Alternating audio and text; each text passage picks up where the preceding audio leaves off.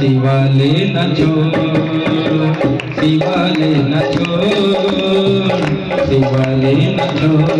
बोले सुनते हैं सबकी, बोले सुनते हैं सबकी, तू भी तो शिवाले न छोड़, शिवाले न छोड़, शिवाले न छोड़, शिवाले न छोड़। बोले सुनते हैं सबकी, बोले सुनते हैं सबकी, तू भी तो शिवाले न छोड़, शिवाले न छोड़, शिवाले न छोड़, शिवाले न छोड़।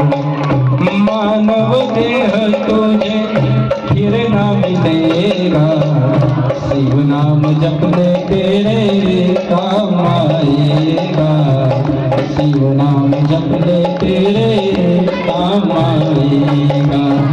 तू मन को टटोल, शिव हरि बोल, तू मन को टटोल, शिव हरि बोल। बोले सुनते हैं सबकी, बोले सुनते हैं सबकी, तू भी रो शिवाले न छोड़, शिवाले न छोड़, शिवाले न छोड़, शिवाले न छोड़। दिया लिया होगा तो साथ चलेगा, अंत समय तुझे मोक्ष मिलेगा, अंत समय तुझे मोक्ष मिलेगा। तू आंखें खोल, शिव हरि बोल, तू आंखें खोल, शिव हरि बोल। बोले सुनते हैं सबकी, बोले सुनते हैं सबकी, तू भी शिवाले न छोड़, शिवाले न छोड़।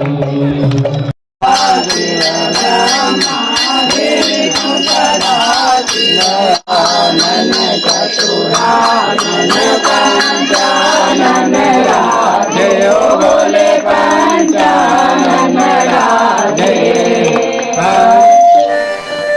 गरुड़ाधर साधन, गरुड़ाधर ओम हर हर हर महादेव, पीताम्बर पीताम्बर रागाम्बर बोले रागाम्बर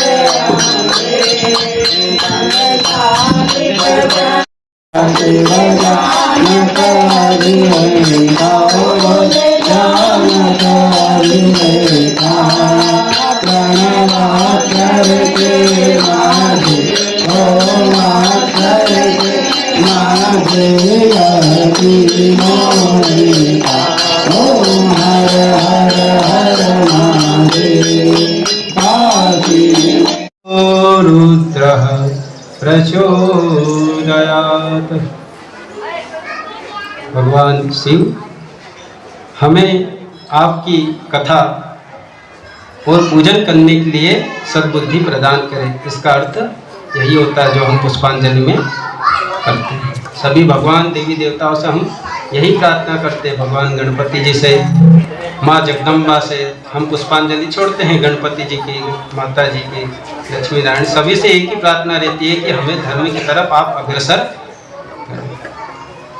शिव महापुराण में आदर से मैं आप सभी लोगों का स्वागत करता हूं, वंदन करता हूं, जो आपने मुझे प्रथम बार मौका प्रदान किया। आपके समक्ष जो ग्रंथ विराजमान है, हम कहते हैं कि शिव पुराण, शिव पुराण, शिव पुराण नहीं, शिव महापुराण है। हर पुराण के आगे महा नहीं लिखा है, सिर्फ शिव पुराण के आगे ही महा शब्द जुड़ा, क्योंकि ये महादेव का पुराण है, इसीलिए इसे शिव महापुराण कहते हैं। इसमें महादेव के बारे में बहुत कुछ कहा है। शिव भक्तों को शिव भक्ति का मार्गदर्शन इस पुराण में करा है। जीव मात्र के लिए बहुत सारी कल्याणकारी बातें शिव महापुराण में कही गई। जो महादेव के बारे में है, जो शिव शंकर के बारे में है, जो शिव भक्तों के बारे में है वो मैं ज़्यादातर आपको कहने का प्रयास करूँगा। तो हमारा 7 दिन का क्या रहेगा, ये एक अनुष्ठान रहेगी, भगवान की वांग्मय पूजा भी रहेगी। बहुत आदर से, हृदय से जो शिव महापुराण में व्यास जी ने कहा है वही मैं कहने का प्रयास करूँगा। महर्षि वेदव्यास द्वारा रचित यह ग्रंथ है। देवभाषा देवलिपि क्या है, इसमें संस्कृत है। इसमें 7 संहिता है और 24,000 श्लोक है। सरल विषय नहीं है, बहुत गहरा विषय है। हम सोचते हैं कि बहुत सरल है शिव महापुराण, ऐसा नहीं है, बहुत गहरा विषय है। रस से भरा हुआ तो है पर ज़्यादातर रहस्य से भरा हुआ यह ग्रंथ है। तो आइए आदर के साथ हम शिव महापुराण ग्रंथ प्रारंभ करेंगे। इससे पहले हम मंगल भवन अमंगलहारी उमा सहित जही जपत पुरारी भगवान नारायण को याद करेंगे। किसी भी कार्य के प्रारंभ करते समय, घर से बाहर जाते समय, घर के अंदर आते समय 3 बार नारायण को याद करने की महिमा रहती है। तभी तो आप पूजा करते तो उससे पहले क्या करते हैं, नारायण माधवाय गोविंदाय नमः करके हम जल ग्रहण करते हैं। तो आप सब साथ में गाएं तो बहुत अच्छा रहेगा। मंगल भवन अमंगल हारी उमा सहित जही जपत पुरारी।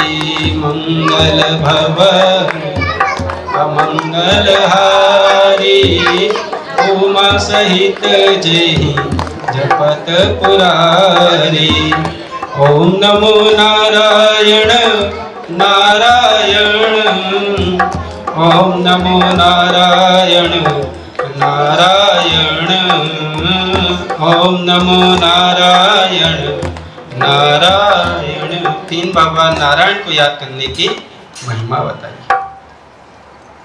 भगवान वेदव्यास जी ने महादेव के बारे में बहुत कुछ कहा है। जो शिव महापुराण में नहीं होगा वो लिंग पुराण में होगा, जो लिंग पुराण में नहीं होगा वो स्कंद पुराण में आपको मिलेगा।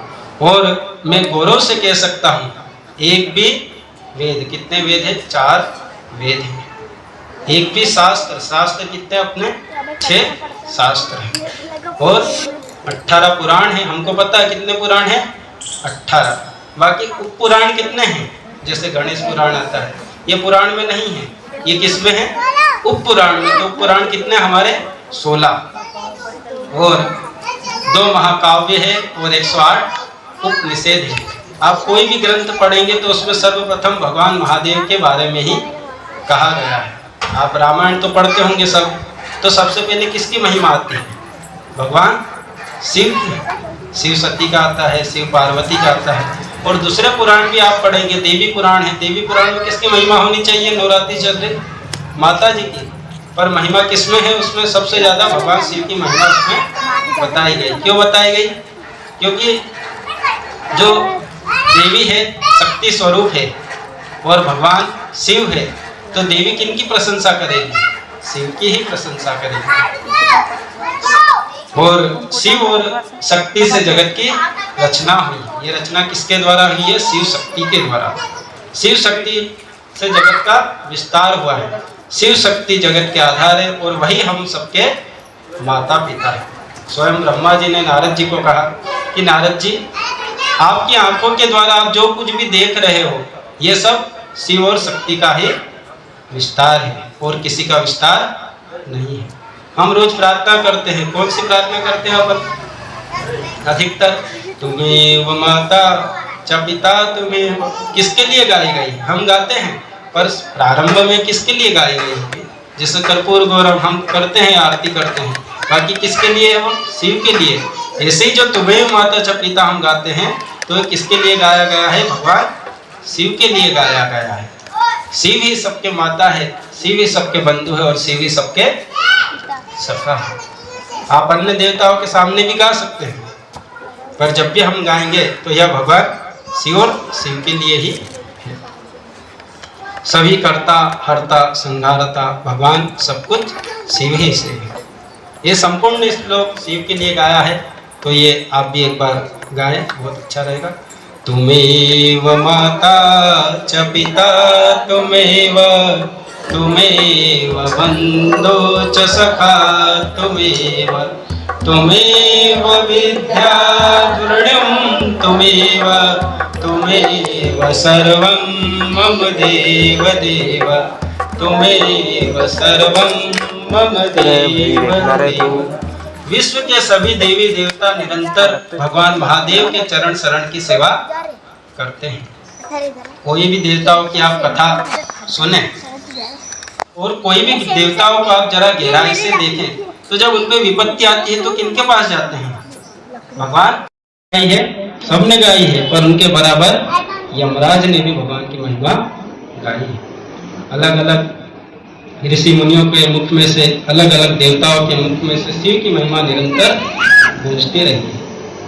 कहीं देखे तो महासरस्वती ने शिव की महिमा गाई है, कहीं महालक्ष्मी ने गाई है। पहले उनका नाम सिर्फ लक्ष्मी था, सरस्वती, पर जब उन्होंने महिमा गाई तो कहा कि हे लक्ष्मी, आज से आप मेरे नाम से जानी जाओगी, महालक्ष्मी नाम से जानी जाओगी। वही सरस्वती जी को भी आशीर्वाद दिया कि हे सरस्वती, आज से आप महासरस्वती नाम से जानी जाओगी। इसलिए जीव मात्र का, जीव कौन? हम सब जीव मात्र का पहला, मध्य और अंतिम ठिकाना शिव ही शिव है। हमारे जीवन का प्रारंभ भी शिव, जीवन का मध्य भी शिव और जीवन का अंत भी शिव है। क्यों शिव हो जाता है जीवन का अंत? अंत समय में क्या होते हैं? हम भभूत हो ही जाते हैं। और जब प्रारंभ होते हैं, जब भी क्या होते हैं? पिंड बनते हैं। पिंड का प्रारंभ भी, मध्य भी और अंत भी शिव ही। दिव्यता से भरी हुई यह ग्रंथ है, मनुष्य को दिव्यता प्रदान करने वाली यह एक ग्रंथ है। मनुष्य को मंगल और कल्याण करने वाला यह ग्रंथ है। और शिव शब्द का अर्थ ही कल्याण है। जो कोई मनुष्य आदर से,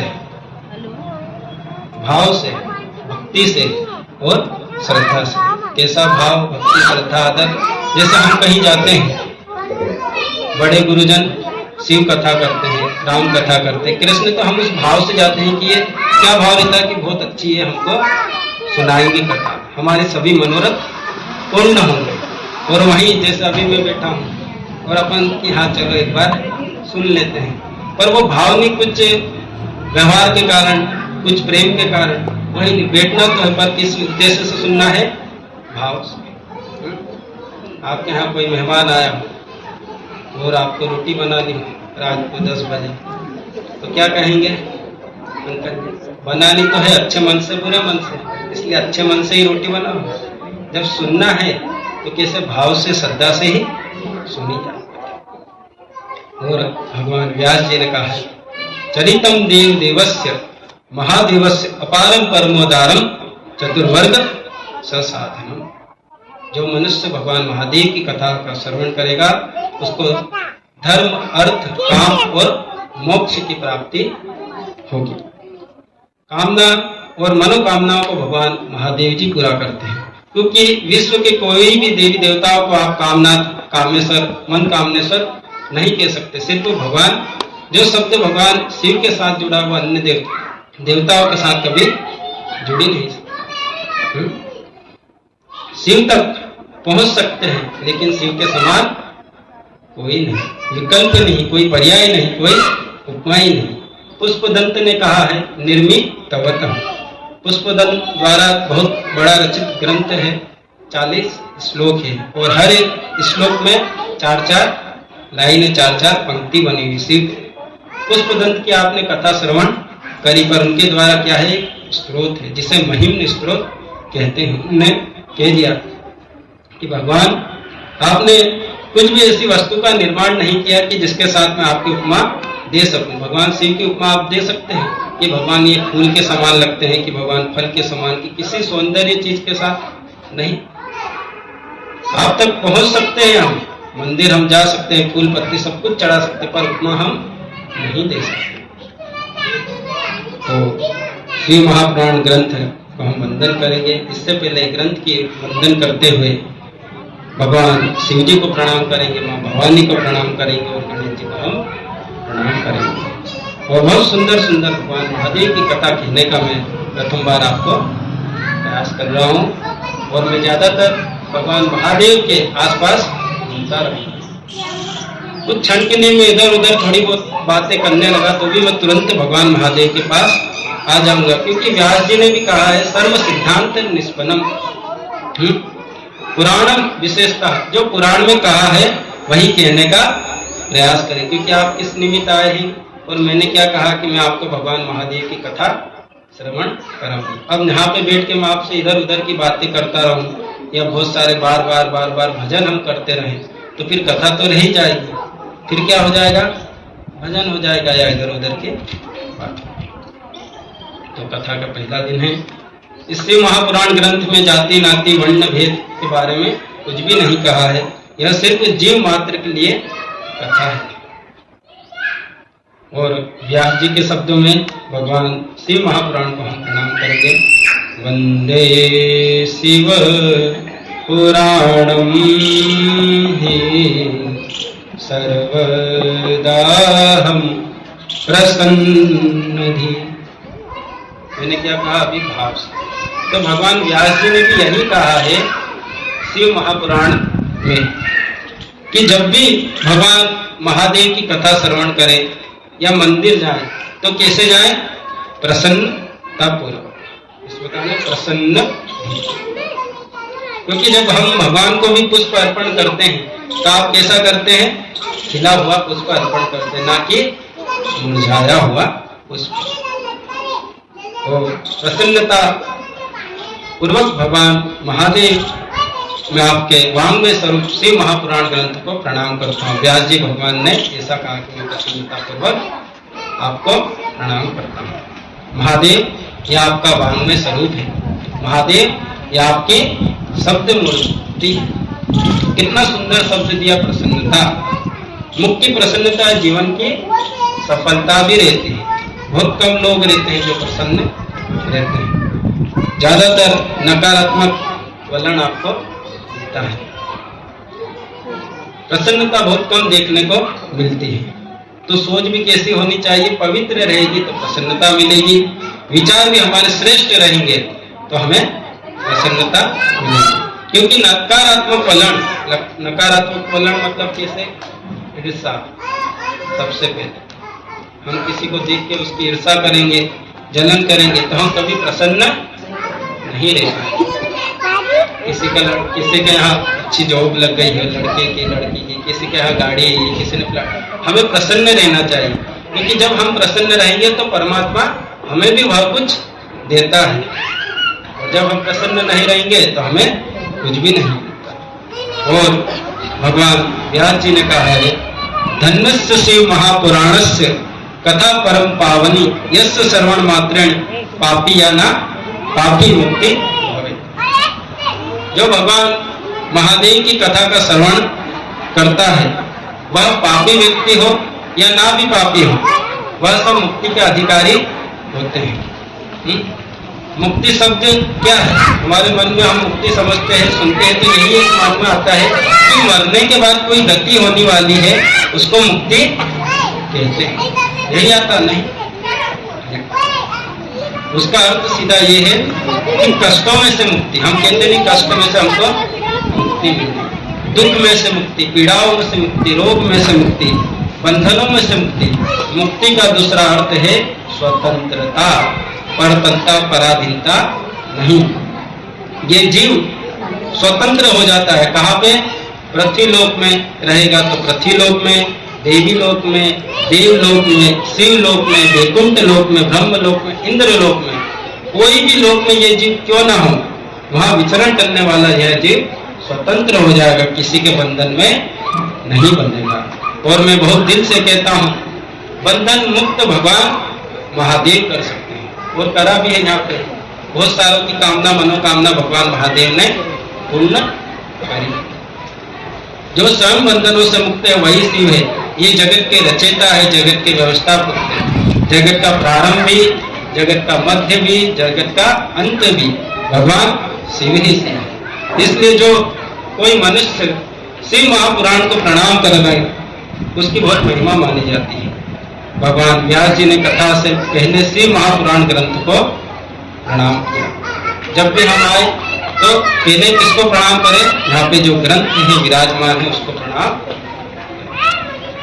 और जो कोई शिव महापुराण ग्रंथ को प्रणाम करने के बाद भगवान महादेव की कथा को श्रवण करते हैं, उनके लिए कहा है व्यास जी ने, धन्य धन्य कथा संभव स्तवो धन्य धन्य एव च यदा करणेन मात्रेण शिव लोकेन भजन नरः। जिनके हृदय में सभी के प्रति कल्याण का भाव होगा, सभी के प्रति हित का भाव होगा, वो मनुष्य कोई भी जाति का, कोई भी नाती का, कोई भी वर्ण का, कोई भी भेद देश का, कोई भी देश का क्यों कहा कि हम कामना मनोकामना करेंगे, हम सेवा करेंगे तो हमारी कामना पूर्ण होगी, अन्यथा किसी की नहीं।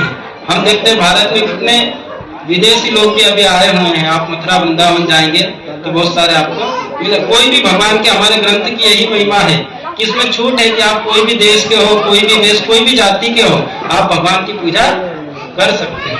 अन्यथा आपने देखा होगा मजहबों में आपको अंदर जाना भी निषेध है उनके मंदिर में, और हमारे यहाँ पे कोई भी आ जा सकता है। ये ग्रंथ की महिमा है। और कहा है कि कथा श्रवण करने मात्र से व्यक्ति का मंगल होगा, कल्याण होगा। अब कथा की बहुत सारी बातें हम भी पढ़ते हैं, आपने भी पढ़ा होगा, कुछ हमें समझ में नहीं आती है तो भी हम पढ़ते हैं। तो समझने की बात तो इसमें कथा में दूसरे नंबर पे कही, पहले तो आप श्रवण करते रहो, पढ़ते रहो। अनुकरण आपने पढ़ लिया, सुन लिया, पर अनुकरण हमने करा, हमारे जीवन में उतारा, ये तो अंतिम रह जाती है। बस पहले तो सुनते रहो, श्रद्धा से सुनते रहो। और कहा व्यास जी ने शिव महापुराण में तो यहाँ तक कहा कि जहाँ भगवान महादेव की कथा गाई जाती है वो स्थान पर कोई अपना पैर रखता है तो क्या परम धाम परम पदम सदाशिव महास्थानम, वो स्थान भगवान महादेव की हो गई। ये भूमि किसकी हो गई है? अब भगवान महादेव की हो गई। लेकिन किस प्रकार सुनना है? श्रद्धा से, भाव से। श्रवण प्रीति लालसा, श्रवण करने की प्रीति होनी चाहिए, लालसा होनी चाहिए कि मुझे भगवान की कथा श्रवण करनी है। जैसे मेरे मन में आया था कि नहीं, मुझे कथा श्रवण करनी है। और हमारे मन में बहुत सारी चीजें दूसरी भी आती है, लालसा किस प्रकार की, कहीं जाना रहता हो तो हमारे मन में वही रहता है कि सुबह तो हमें वहीं जाना है, काम फटाफट निपटा के और फिर हम तैयारी कर लेते हैं। जैसे ही कथा श्रवण करने की एक लालसा होनी चाहिए कि घर के पूरे काम करके मुझे जाना है, मुझे कथा श्रवण करनी है। और मैं एक बार कह रहा हूं और पुनः बार बार कहूंगा, कथा कोई वार्ता नहीं होती। हम क्या सोचते हैं कि कथा एक वार्ता है, एक कहानी, ऐसा नहीं। कथा एक अनुष्ठान है, कथा एक श्रेष्ठ व्रत है, कथा भगवान की एक उपासना है, कथा एक भगवान की पूजा है। भले ही कथा की सारी बातें आपको याद रहे ना रहे, अभी तक मैंने जो कहा आपने सुना, पर कुछ बातें याद रही होगी ना रही, लेकिन आप 3 घंटे किसके नाम पर बैठे हैं? मैंने किस नाम से बुलाया आपको कि भगवान की कथा मैं सुनाऊंगा, आप सुनो, तो किस नाम पे? भगवान शिव के नाम से बैठे हैं। और कहा जाए तो 3 घंटे आप भगवान महादेव की गोद में बैठे हैं। और सिर्फ श्रवण करने मात्र से ये कथा की महिमा है। कथा तो यात्रा की भी यात्रा है, कथा एक मन की यात्रा है। कैसे हो गई मन की यात्रा? मैं जहां से कहूंगा महाकालेश्वर भगवान की जय, आपको महाकालेश्वर भगवान दिखने लगे। मैं कहूंगा चामुंडा तुलजा भवानी, तो आप चामुंडा तुलजा भवानी आपको यहाँ दिखने लगेगी। कथा एक मन की यात्रा है, हमारा मन वहां चले जाता है, इसलिए कथा को एक दृश्य भी कहा गया है। इसलिए कथा को कभी विचलित मन से नहीं सुनना चाहिए कि हमारा मन इधर उधर है, कथा को एक स्थिर मन से सुनना चाहिए। लेकिन कथा श्रवण मात्रता, भगवान महादेव की कथा श्रवण करने से क्या फल मिलता है? भगवान महादेव की कथा श्रवण करने से रासु यज्ञ पुण्यम अग्निस्तम सतेन च, बड़े बड़े यज्ञों का पुण्य ये कथा श्रवण करने मात्र से मिलता है। ये कोई छोटी बात नहीं है। ये जो मैं गा रहा हूं ये भगवान व्यास जी ने गाए हैं, ये सब श्लोक, ये सब मंत्र है राजसूय यज्ञ। हम कोई पूजा करते हैं, अनुष्ठान करते हैं, तो उसके लिए हमें क्या करना पड़ता है? धन व्यय करना पड़ता है। लेकिन कथा सुनने से सिर्फ हमें राजसूय यज्ञ फल की प्राप्ति होती है। राजसूय यज्ञ किसने किया था? युधिष्ठिर ने राजसूय यज्ञ किया। अब युधिष्ठिर महाराज बैठे थे चिंता में कि सबने सेवा, सबको सेवा प्रदान करी, कोई रख रखाव में, कोई स्वागत में, कोई रंगोली में, कोई भोजन समिति में, कोई ये समिति में, कोई वे समिति में, और वो चिंतित थे कैसे मुरझाए हुए फूल की तरह। भगवान को कैसे फूल पसंद है? खिले हुए मुक्त। अब भगवान गए तो बोले ये मुरझाया हुआ कैसे है, ये चिंता आतुर कैसे है? जैसा आपने भी सुबह सुबह कुछ लोगों ने मुझे देखा होगा, आप बात कर रहे हैं, बाकी मेरा तो वही था कि पहली बार सुनना है, हो पाएगा नहीं हो पाएगा, क्या करूंगा, देख देख के सुनाओ। आपने कहा बात तो जैसा वैसा सुनाओ। तब युधिष्ठिर महाराज बैठे तो जैसा आपने मुझे हिम्मत प्रदान करी, वैसे उनको भगवान नारायण गए आज हिम्मत प्रदान करने। बोले क्या काम है? बोले सबने सेवा प्रदान की पर एक सेवा रह गई। बोले क्या? बोले अभी यज्ञ होगा और यज्ञ के बाद क्या होगा? ब्राह्मण भोज, संतों का भोज होगा, और वो संतों के भोज की जो थाली है, जो पातल है, उसे कोई उठाने को तैयार नहीं। तब भगवान श्री कृष्ण ने कहा बस इतनी सी बात है? बोले मैं उठाऊंगा। बोला आप कैसे? आप तो राजा हैं द्वारिका के। बोले वही तो बात है, आज मैं उठाऊंगा तो कल से जितने भी राजा महाराजा क्यों ना रहेंगे, वह भी उस गुरुजन का, संतों का, ब्राह्मणों का मान सम्मान करेंगे। भोजन कराने के बाद भोजन की थाली उठाने की अधिक महिमा रहती है। आप भोजन करो, कोई भी बैठा हो ब्राह्मण, भोजन कराते हो, मिलते रहो, फिर आप कह दो भोजन के बाद ये थाली वहां डालनी है, तो वो क्या कहेगा? अब तो उठने की नहीं बने। मुंह देखेगा कि कोई ऐसा हो कि उठा दे रख दे, और जो उठा के रख देगा उसको आशीर्वाद देगा कि तेरा भला हो, तेरा कल्याण। तो युधिष्ठिर महाराज चिंता में थे, भगवान कृष्ण गए और उनकी चिंता का समाधान किया। और वही एक भजन आता है, क्या कोशिश करें दो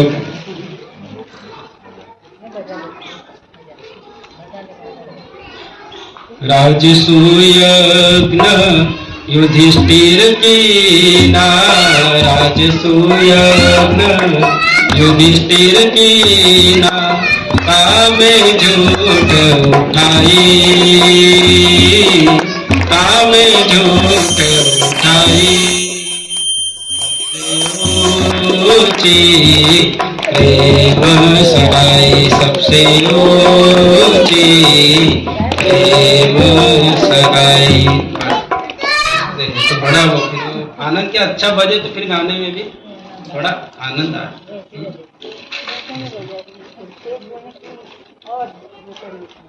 मैं वो जब का घूम रहा था नहीं तो पूरा सुखा रहा मेरा बोतल, पानी की बोतल रखी, बाकी अभी नहीं पिए।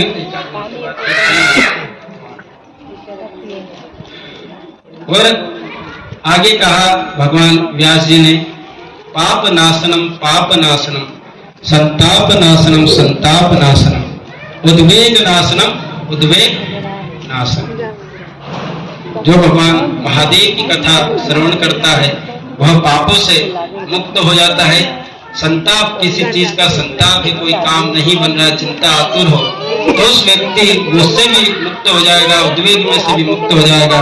क्योंकि गंगा में स्नान करने के लिए हमको हरिद्वार जाना पड़ता है, लेकिन ये कथा गंगा हर गांव, हर शहर, हर नगर में जाती है, जो लोगों को पावन करती है, जो लोगों को धन्य करती है। कोई है क्या? धन्य करने के लिए। क्यों? क्योंकि मेडिकल में हम जाते हैं और हमारे लिए एक टेबलेट लेते हैं, वहां पे तो बहुत सारी टेबलेट रहती, पर कोई एक टेबलेट हम लेते हैं। ऐसे ही कथा में कही गई बात सभी आपके जीवन को स्पर्श करे ना करे, पर इनमें से कोई एक बात होगी जो आपके जीवन की स्पर्श बने, आपके लिए औषधि बने, आपके लिए जड़ी बूटी बने। बस वही बात आप पकड़ लीजिए और आगे बढ़ते रहिए, बढ़ते रहिए, इससे आपका जीवन धन्य होगा। और व्यास जी ने कहा है, तीर्थभूतम इदवेहम वसतम पाप नाशनम। जहाँ भगवान महादेव की कथा का प्रारंभ हो जाता है वहां तीर्थों का आगमन रहता है, वहां देवी देवताओं का आगमन रहता है। यह हम सुनते हैं, पर देवी देवता कौन है? कब रहता था देवी देवताओं का आगमन? उस युग में, सतयुग, द्वापर, त्रेता, ये कलयुग है। कलयुग में कौन है देवी देवता? देवियां कौन है? आप? देवता कौन है? यहाँ बैठे सब, यही है देवी देवता स्वरूप। तो यहाँ आके बैठते, कथा कौन सुनता है? देवी देवता। मैं आगे आपको सुनाऊंगा, चंचुला विदुंग वाली। विदुंग आया क्या कथा सुनने? नहीं, पर देवी देवता, ऋषि, तीर्थ सब कथा सुनने आने लगे। और हमारे जीवन का एक ही लक्ष्य होना चाहिए। यहाँ ऋषि मुनियों का क्या लक्ष्य है? शिव प्राप्ति भवे। हमें भगवान महादेव तक पहुंचना है, हमें शिव तक पहुंचना है। ये किनका लक्ष्य है? ऋषि मुनियों का लक्ष्य। और जीव धरती पर विचरण करने के लिए आया, लेकिन विचरण पूर्ण हो जाने के बाद उनका एक ही लक्ष्य होना चाहिए, मुझे महादेव तक पहुंचना, शिव तक पहुंचना। मतलब विचरण कैसा? अभी हम आए और क्या, रिटायरमेंट हो गया, बच्चों की शादी हो गई, सब कुछ हो गया, दादी भी बन गए, सब कुछ हो गया। उसके बाद क्या करना चाहिए? पूरा जो जीवन थोड़ा बहुत जो बचा रहता है वो भगवान शिव को अर्पण करना चाहिए, भगवान की पूजा करनी चाहिए। उसे काम से नहीं कि मुझे काम है, एक काम और रह गया, बोले क्या, बोले पूजा करने जानी है। वो आपने किस में ले लिया? काम। काम नहीं, वो क्या है? सेवा है। दूसरे छोड़ दो, बाकी ये सेवा।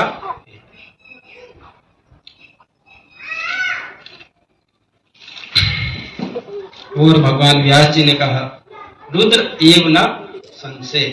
आप कथा श्रवण करेंगे तो आपने भी सुना होगा, गुरुजन ने भी कहा होगा कि जो भगवान महादेव की कथा श्रवण करता है वह रुद्र एव न संशय। कितनी बड़ी बात कह दी है व्यास जी भगवान ने, कितना बड़ा दर्जा दिया है, कितना बड़ा सम्मान दिया है। किसको सम्मान दिया है? जो आप बैठे हैं, आपको कहा है कि रुद्र एव न संशय। जो भगवान महादेव की कथा श्रवण करता है वह रुद्र स्वरूप है, वो महादेव स्वरूप है। इसलिए हमारी सनातनी परंपरा भगवान की परंपरा है। आपको कोई प्रश्न करे, कथा प्रारंभ किसने किया, कहाँ से कथा प्रारंभ हुई, किसने श्रवण करे, ये प्रश्न हमको ज्यादा आता है। कब? जब कथा श्रवण करने जाते हैं। बोले पंडित जी ये बताओ कि नारद जी को भगवान विष्णु भगवान ने कौन सी कथा सुनाई? वो आज हमको सुना, उनकी लीलावती कलावती। बोले वो तो बाद में हुई, पर भगवान नारद जी को, भगवान विष्णु ने नारद जी को कौन सी कथा सुनाई थी सत्यनारायण की, वो सुना। तो ऐसे प्रश्न आते हैं कि कथा का प्रारंभ किसने किया, कब हुई? तो आप कह सकते हैं लगे कहन हरि कथा रसा। भगवान महादेव ने स्वयं ने कथा का प्रारंभ किया था। पहला मंगलाचरण शिव ने किया, अत्र वक्ता महादेव। ये सनातनी परंपरा है, ये शिव परंपरा है, ये कैलाश से निकली हुई निरंतर शाब्दिक गंगा है, शिव से निकली ये कथा कथा है, इसलिए सनातनी परंपरा कहते हैं। और पहला वक्ता महादेव और पहली श्रोता कौन थी? माँ उमैया, माँ भवानी। उमा कहूं मैं अनुभव अपना, सत हरि भजन जगत सब सपना। आप रामायण पढ़ते हैं, पढ़ना चाहिए घर पे। अभी एक पीछे से है भाभी, वो दे के गए शिवरात्रि पे, कभी किसको ध्यान हो, आरती भी करी थी, तो दे के गए। तो मैंने क्या, उनकी यही रखो और इसको डेली एक पेज पढ़ो, समय नहीं रहे। तो वो नियम बना के घर पे, हम ज्यादा नहीं पढ़ सके तो कम से कम एक पेज तो पढ़ना चाहिए। बोले जगत हरि भजन सब सपना। बोले उमा भगवान का नाम ही है, बाकी सब जो आप जगत देख रही हो वह सब तो एक सपना है, भगवान का नाम एक सत्य है। और एक बात दिल से कहता हूँ, आप 2-2, 3-3 घंटे बैठे हैं यहाँ कथा श्रवण करने के लिए, तो आपके एक जन्म का पुण्य उदय नहीं, हजारों जन्मों का जब पुण्य उदय होता है तब जाकर भगवान महादेव की कथा श्रवण करने का सौभाग्य प्राप्त होता है। ऐसे ही नहीं कि हम आए और यहाँ पे बैठ गए। अब ये जैसे माता जी मेरे उधर से आए, उधर वाले वहां से आए, आप सब समय निकाल के यहाँ से भी उपस्थित हुए हैं, तो ये हमारे हजारों जन्मों का पुण्य है, तब हम यहाँ कथा श्रवण करने बैठे हैं। और आज कथा का पहला दिन है। हम धीरे धीरे कथा का कपाट खोलेंगे। कपाट मतलब सत्यनारायण की कथा किसने सुनी? सबने सुनी होगी। तो कथा कहाँ से प्रारंभ होती है? नारद जी से। विधि विधान जानते हैं, कब करना चाहिए, क्या सामग्री लगती है। छोटी है तो छोटे रूप में उसमें बताया।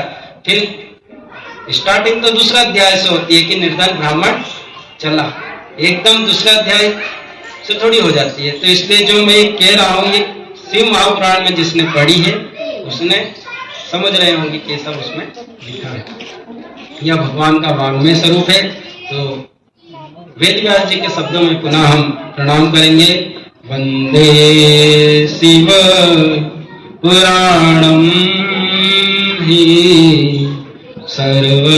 सर्वदाहम प्रसन्नधि। मेरी प्रसन्न बुद्धि से प्रसन्नता पूर्वक और प्रसन्नता परमात्मा की श्रेष्ठ उपासना भी मानी जाती है।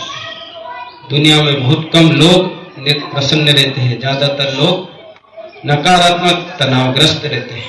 दिमाग में शिव नहीं, चिंता ही चिंता रहती है। कथा का कोई चिंतन नहीं रहता है। इसलिए व्यास जी ने कहा है क्या?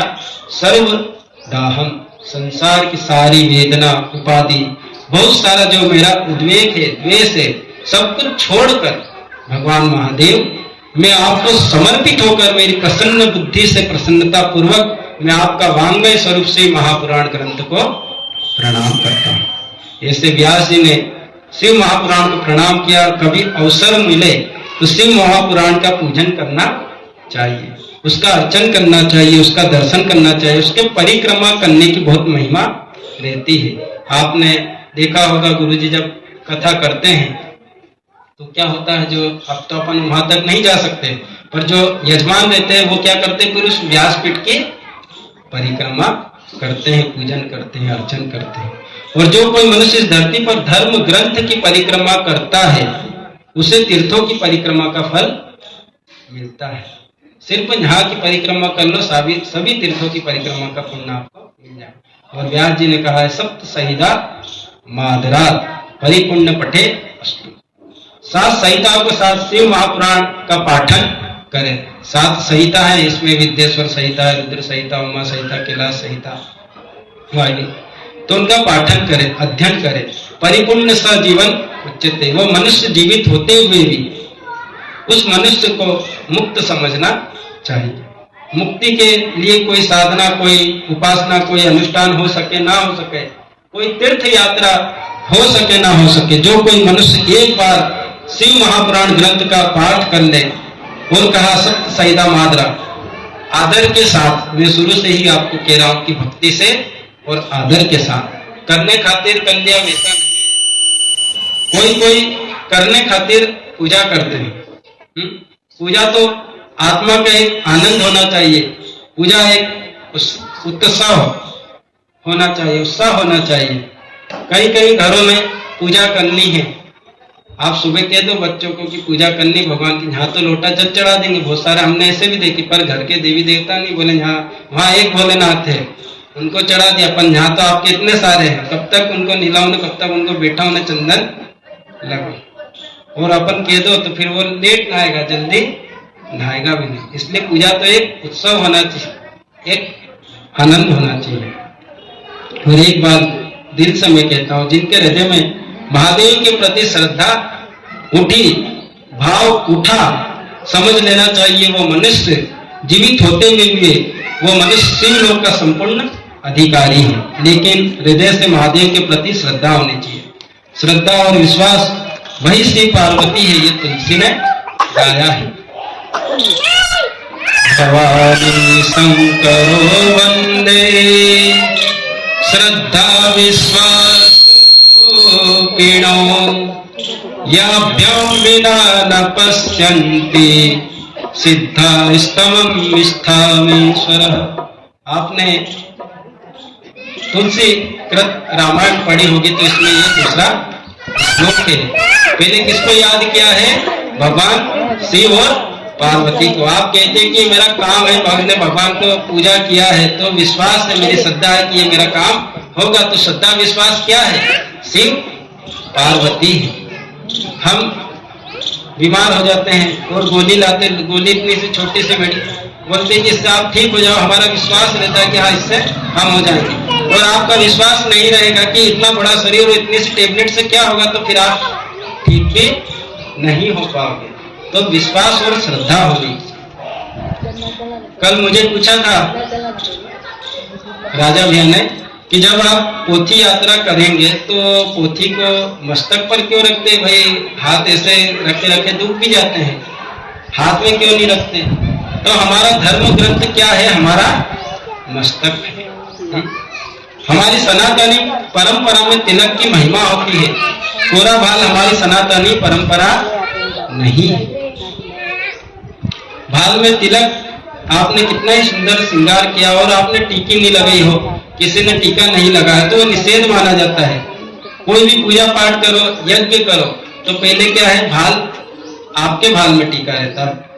भगवान को तो आप बाद में करते हैं, बिना टीका तो आपके भाल में ब्राह्मण कराते हैं। तिलक से हम हमारे शरीर में रह रही आत्मा का आदर करते हैं, तो हमारा अस्तित्व है। ये सभी हलन चलन है। जो आप नहीं रहोगी तो इस शरीर का कोई मूल्य नहीं रहेगा। जो कुछ शरीर का अस्तित्व है, जो कुछ मूल्य है, वह आप रह रही है हमारे शरीर में, तो इससे हमारा मूल्य है। तो इसलिए हम भाल में तिलक करते हैं कि हम हमारे शरीर में रह रही आत्मा का हम आदर करते हैं, उसका सम्मान करते हैं। और कहा है तिलकम खलु सत पुराणम, सत्य से भरा हुआ यह ग्रंथ है। जो कोई मनुष्य आदर के साथ श्री महापुराण भगवान को प्रणाम करते हैं, उनके लिए कहा है नमस्कुर्या दूरतः सर्व देवार्चनम फलम च। सभी देवी देवताओं की पूजन अर्चन का फल श्री महापुराण ग्रंथ को प्रणाम करने मात्र से मिलता है। क्या कहा? दूरतः हम जाते हैं शिव महापुराण सुनने, लाखों की भीड़ होती है, तो क्या करना चाहिए? हम पास जाते नहीं, दूर से ही प्रणाम कर लेते। इसलिए व्यास जी ने कहा है, उनको पहले ही पता था कि एक समय ऐसा भी आएगा कि ऐसे भी संत रहेंगे, ऐसे ब्राह्मण रहेंगे कि बहुत कुछ श्रवण करने पब्लिक आएगी। तो क्या उनने पहले कह दिया कि आप आए, पर दूर से ही श्री महापुराण ग्रंथ को आप प्रणाम करें। नजदीक आने की भी कोई जरूरत नहीं। जहाँ आप बैठे हैं, जहाँ आपकी उपस्थिति है, वहीं से श्री महापुराण ग्रंथ को आप प्रणाम कर सकते हैं। और कहा सर्व देवार्चनम फलम च, विश्व के सभी देवी देवताओं की पूजन अर्चन का फल, प्रणाम का फल ये शिव महापुराण ग्रंथ से प्राप्त होता है। ये व्यास जी के शब्द है, मैं तो सिर्फ मध्यस्थी हूँ। मैं आपको जो मैंने बनाया है, लिखा है, इसमें से पढ़ कर आपको सुना रहा। जो व्यास जी ने कहा है, जो गुरुजनों ने कहा है, जो मैंने जिनसे सुना है, गिरिपुरी बापू जी, प्रदीप मिश्रा जी भी है, और भी बहुत सारे हैं। सबसे जिनसे मैंने सुना है, जो कुछ मैंने लिखा है, वही मैं आपको सुनाने का प्रयास करूंगा। तो आज कथा का पहला दिन है। 2 बार हमने प्रणाम कर लिया, आइए तीसरी बार हम प्रणाम करेंगे, क्योंकि हमारी परंपरा क्या है? त्रिपरंपरा है। भगवान शिव के साथ भी क्या है? त्रिशूल है, 3 नेत्र है, त्रिधारा है, त्रिभुवन है। और महादेव की आरती भी कैसी है? त्रिदेव की, स्वयं की एक की नहीं रखी उनने, किनकी रखी? तीनों को साथ में रखी। भाव से, आदर से शिव महापुराण की हम वंदना करेंगे, पूर्णता हो जाएगी।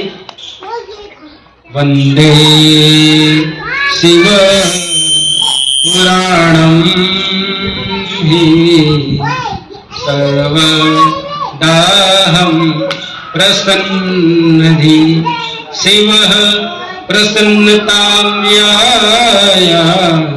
दव्यास्वपदयोरसि। आपके चरणों में प्रेम समर्पित करते हुए मेरी प्रसन्न बुद्धि से प्रसन्नता पूर्वक महादेव, मैं आपके वांग्मय स्वरूप शिव महापुराण ग्रंथ को प्रणाम करता हूँ। ये भाव शिव महापुराण ग्रंथ में व्यास जी ने प्रकट किया है। व्यास जी कौन है? जिनकी बुद्धि का कोई अंत नहीं, वह व्यास जी है। नमस्ते व्यास विशाल बुद्धि फुल्लारविंद पत्र नेत्र। महादेव के परम भक्त कौन है? भगवान व्यास जी है। शिव महापुराण ग्रंथ के में व्यास जी ने, व्यास जी की शिव भक्ति का विस्तृत वर्णन है। तीर्थ गए, देवी देवताओं किसी को नहीं छोड़ा, लेकिन व्यास को तसल्ली नहीं हो रही थी। बहुत सारे तीर्थों में गए, बहुत सारे देवी देवताओं को पूजन किया, पर क्या हुआ, हमको तसल्ली, जैसे हम आत्म शांति नहीं होती, घर में थोड़ा होता है, यहाँ मंदिर में आके कितने बैठते, क्यों बैठते हम, क्योंकि यहाँ एक शांति का अनुभव होता है। ऐसे ही व्यास जी को तसल्ली नहीं हो रही, तो भगवान वेद व्यास यात्रा करते करते गंगा तट खनु काशी में मुक्तिदा काशी नगर में पहुंचे। काशी में तो अगणित महादेव के लिंग, कदम कदम पर भगवान महादेव के लिंग स्वरूप तक असमंजस हो गया कि मैं किस लिंग की साधना करूं, मैं किस लिंग की उपासना करूं। और व्यास जी ने अपनी आंखें बंद करी, मध्य में जो रहता मध्यमेश्वर महादेव, उसकी उपासना प्रारंभ कर दी, वहां मन लगा।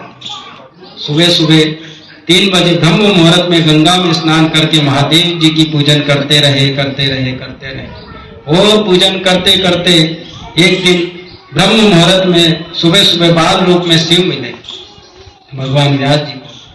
भगवान व्यास जी ने महादेव को प्रणाम किया।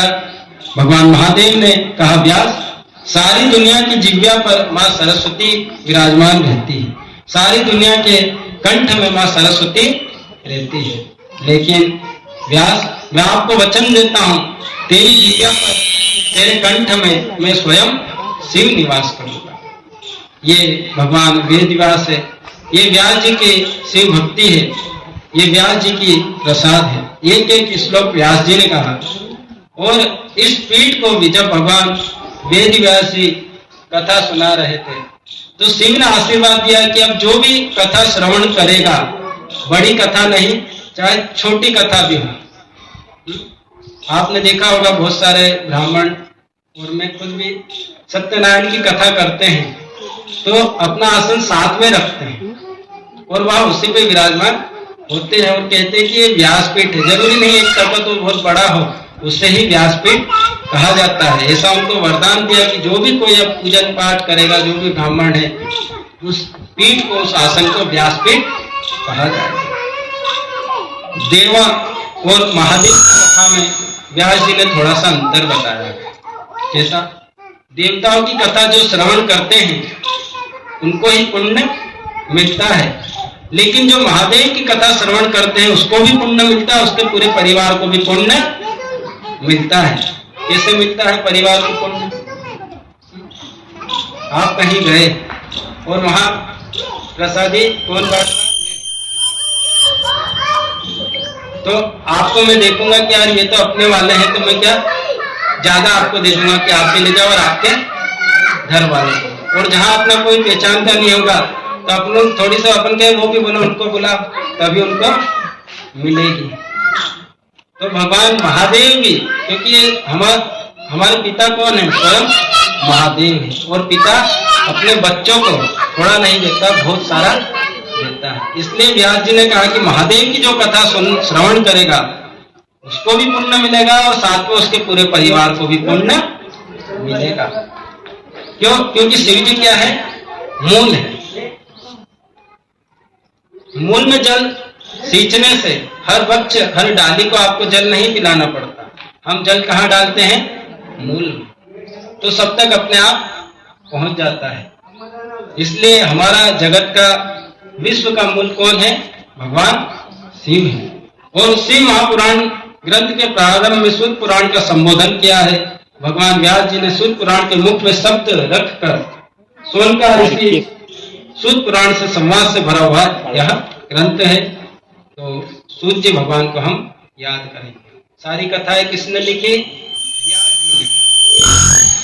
इसको देखिए थोड़ा सा बार सारी कथाएं किसने लिखी? सूत जी भगवान व्यास जी ने। और सुनाई किसने? सूत जी पुराण में। तो आइए सूत भगवान को याद करेंगे, उनको बुलाएंगे। सूत सूत महाभाग श्राविता कृपयाहीन। गंगा यमुना और मां सरस्वती तीनों का मिलन, जिनको हम त्रिवेणी कहते हैं। ये कथा कहाँ हुई थी? त्रिवेणी में हुई थी। धर्म क्षेत्रे महाक्षेत्रे गंगा कालिंदी संगमे प्रयागे परम पुण्य परम लोकस्य वर्तमने। ये ब्रह्मलोक का मार्ग है, प्रयाग तीर्थ। यहाँ 1000 साल तक महात्माओं ने यज्ञ प्रारंभ किया। इनमें बातें चल रही थी कि हमने बहुत सारे पुराणों का अध्ययन किया, उन्हें सुना, लेकिन शिव महापुराण सुनना बाकी है। शिव महापुराण कथा कहने वाला कोई मिले तो भगवान महादेव की कथा सुनने की हमको इच्छा है। सबने इच्छा प्रकट की।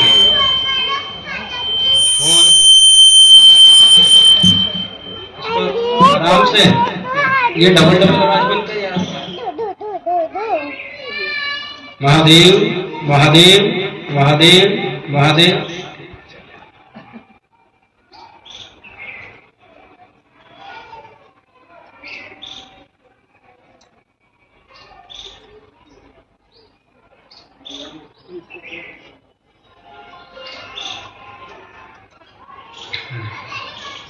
वहां भी गए, इधर भी गए, भाग आ जाए, कल इतना वो नहीं रहे।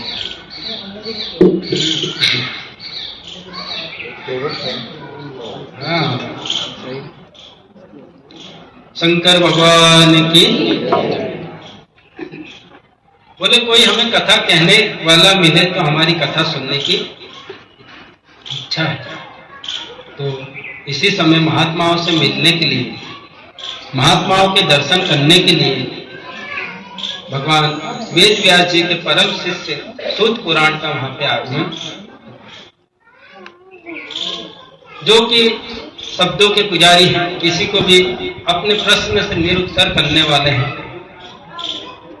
सूत पुराण प्रयाग तीर्थ में गए, सभी महात्माओं ने देखा, अरे कौन आ रहे? सूत पुराण जी आ रहे हैं, क्यों ना हम इनसे कथा श्रवण करने की इच्छा व्यक्त करें, क्योंकि इससे अच्छा और कोई हमें कथा नहीं सुना पाएगा।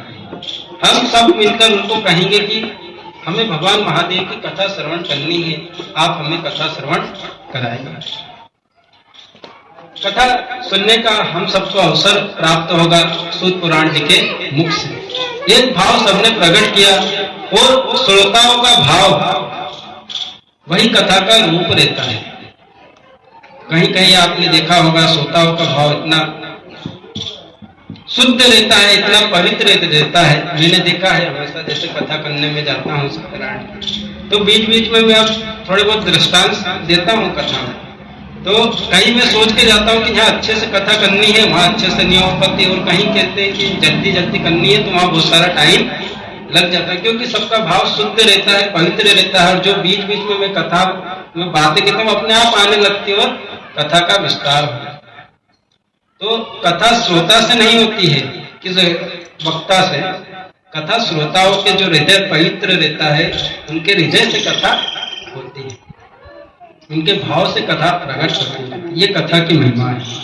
और सभी ऋषि मुनियों ने सूत पुराण को कहा कि हम आपके मुख से महादेव की कथा सुनने के उत्सुक हैं। हम सबको आप महादेव की कथा कहो। इसी समय सूत पुराण ने सभी महात्माओं को प्रणाम किया कि मैं आपको धन्यता दे रहा हूं, मैं आपको धन्यता दे रहा हूं कि आपके मुख से प्रकट हो रहा है कि मुझे आप भगवान महादेव की कथा श्रवण करनी है। आप श्रवण करवाइए, आप श्रवण करें। जो कोई मनुष्य शिव महापुराण की कथा का श्रवण करते हैं, वे मनुष्य प्रणम मतलब प्रणाम करने योग्य है। वह देवताओं का स्वरूप है, वह रुद्र का स्वरूप है, वह तीर्थों का स्वरूप है। जैसे मैंने शुरू में कहा कि तीर्थों का वास हो जाता है, तो कौन तीर्थ है? आप सभी तीर्थ, आप सभी देवी देवता और आप सभी रुद्र हैं। आप अन्य कोई सी भी कथा देखेंगे उसमें इतनी महिमा श्रोताओं की नहीं गाई गई जितने शिव महापुराण में गाई गई। लेकिन शिव पुराण में कहा कि जो अपने मुख से कहे कि हमें भगवान की कथा श्रवण करनी है, तो उसी समय वह प्रणाम करने योग्य हो जाता है, उसी समय वह प्रणाम करने योग्य। ये कथा की महिमा है, ये गरिमा है। सूत पुराण ने कहा कि आप सबके मुख से प्रकट हुआ कि हम सबको भगवान महादेव की कथा श्रवण करनी है। आप कथा सुनने के इच्छुक है और सुख है। और महर्षि भगवान ने जो कुछ मुझे कहा, मेरे गुरुदेव ने व्यास जी ने मुझे जो कुछ सिखाया, वह मैं आपको कहने का प्रयास करूंगा। जो कुछ कहूंगा सर्व सिद्धांत निष्पन्न।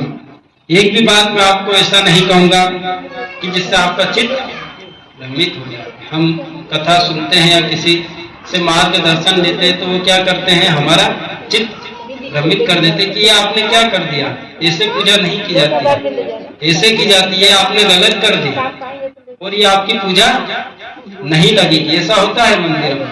पर पहले ये समझे कि वाल्मीकि जी ने सबसे पहले क्या शब्द गाए थे, मरा मरा मरा, फिर क्या हुआ, राम राम राम। गलत करते करते अपने आप सही होने लगता है। तो उन्होंने कहा है कि मैं ऐसी बात आपको नहीं कहूंगा कि जिससे आपका चित्त भ्रमित हो जाए, आपका मन विचलित हो जाए। मैं जो आपको कहूंगा वही कहूंगा कि आपके हृदय में जो भक्ति है उसमें वृद्धि हो, आपका चित्त स्थिर हो, मतलब शांत हो, आपका मन परमात्मा में स्थिर हो, आपका जीवन धन्य हो। वही मैं आपको कहने का प्रयास करूंगा। जो पुराणों में कहा है, जो ऋषि मुनियों ने कहा है, जो पूर्वजों ने गाया है, वह सब मैं आपको कहने का प्रयास करूंगा। कौन कह रहे हैं, भगवान व्यास जी। और सूत जी का संबोधन हुआ है, सूत सूत महाभाग धन्य धन्य स्तव परमार्थ अद्भुते हम कथा दिव्यम श्रामिता कृपया। मनुष्य मात्र का शुभ और मंगल करने वाली, परमार्थ करने वाली भगवान सिंह की कथा है, जो अद्भुत है, जो दिव्य है, जो अलौकिक है। हम सब पर कृपा करके आप हमें वह कथा श्रवण कराइए। कौन कह रहे हैं, सभी ऋषि, 88,000 ऋषि मुनि थे, वही सूत जी महाराज को कह रहे कि आप हमें ऐसी कथा सुनाइए जो अद्भुत हो, अलौकिक हो, जो दिव्य हो, और सिद्धांत के साथ कहिए, आधार के साथ आप कहिए।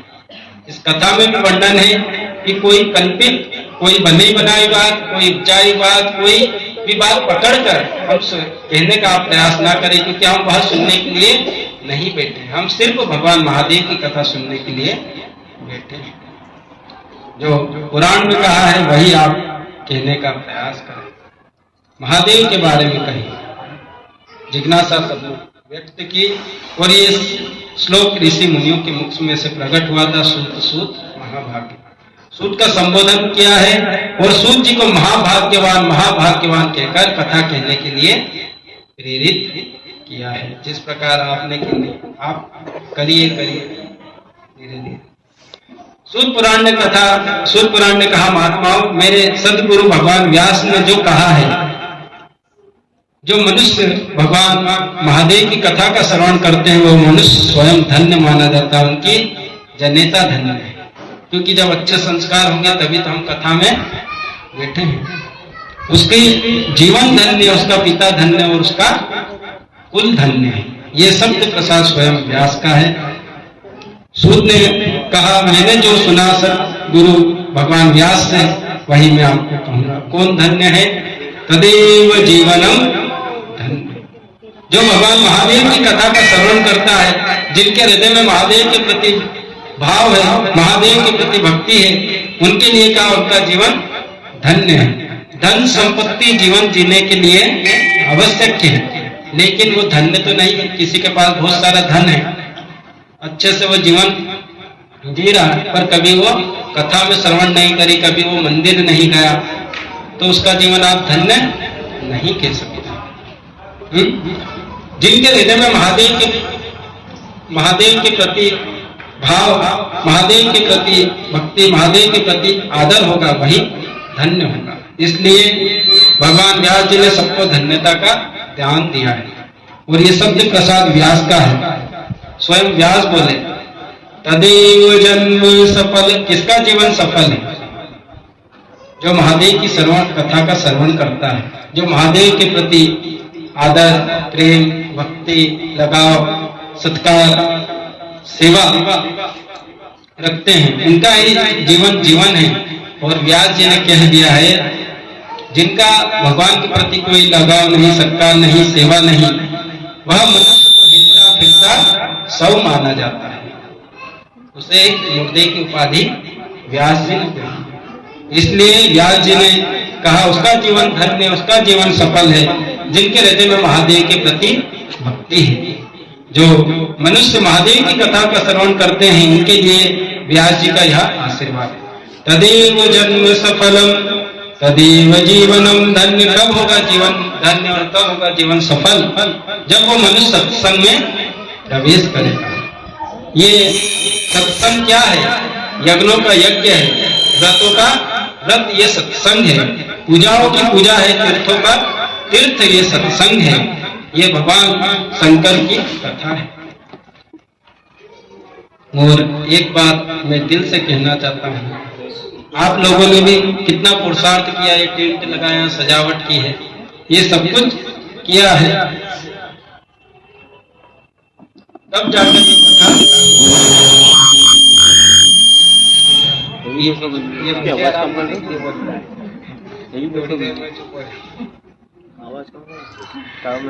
एक बार दिल से उनका जीवन धन्य, ये कोई छोटी बात नहीं है। व्यास जी कह रहे कि सबका जीवन धन्य जो भगवान की कथा का श्रवण करते हैं, उसका है जीवन धन्य, उसका ही जीवन सफल है। और कह दिया उसकी मातोश्री धन्य, उसका पिता धन्य, उसका कुल धन्य है।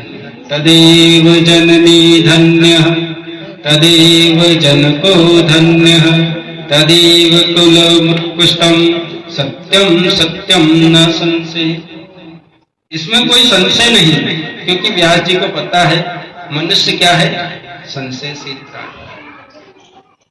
जो देखते हैं वह भी संशय से देखते हैं। कैसे संशय से?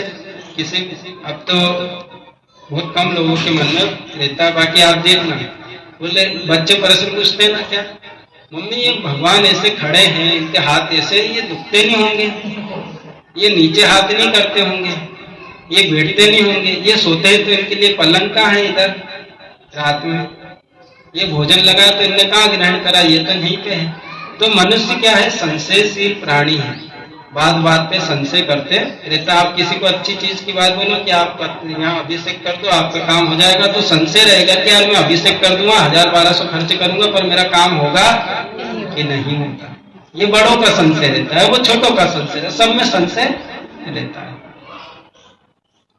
और सबसे बड़ा एक दूसरा संशय रहता है कि दो जने बातें कर रहे हो और आप तीसरे को देख लो, हम दोनों बात कर रहे हैं और उनको देख के बात करेंगे तो इनके मन में क्या रहेगा, कहीं ऐसा तो नहीं कि मेरी बात कर रहे हैं। फिर वो पूछे, बात बात में व्यक्ति क्या करता रहता है, संशय करता रहता है। तो इसलिए व्यास जी कह रहे कि कोई संशय की बात नहीं है जो भगवान महादेव की कथा श्रवण करते हैं। पशु पक्षी में संशयशील नहीं रहते हैं, व्यक्ति ही जो देखता है, जो सुनता है, वही करने लगता है। इसलिए व्यास जी ने कहा है सदाशिव्यास सदाशिव्यास विशेषतः एतस्य श्री पुराणस्य कथा परम पावनी। मनुष्य को महादेव की कथा क्या है, मनुष्य को पवित्रता का दान करती है, पावन करती है, ये भगवान महादेव की कथा। इसलिए कथा को कोई सामान्य रूप में नहीं लेना चाहिए, कथा बहुत गंभीर वस्तु है। कथा को गहराई से कहना भी चाहिए और गहराई से सुनना भी चाहिए। कथा परमात्मा का बहुत बड़ा आराधन माना जाता है। कथा सिर्फ पाप से मुक्त करती है, ये बात झूठी है। कथा पुण्य देती है। पाप तो आप कोई सा भी छोटा सा पुण्य करो तो पाप को आप नाश करते। कैसा? बहुत सारों के घर में गाड़ी और ये प्राय होता है, यहाँ मंदिर में भी क्या हमारी गाड़ी के नीचे गिलेरी, हर गाड़ी जिसने भी ली होगी एक ना एक बार तो आती। बोले क्या करें, बोले सीधा सामान दे दो मंदिर में। तो ये पाप को तो आप कोई सा भी छोटा मोटा पुण्य करो तो पाप को आप नाश करते, पर पुण्य कहाँ से लाओगे?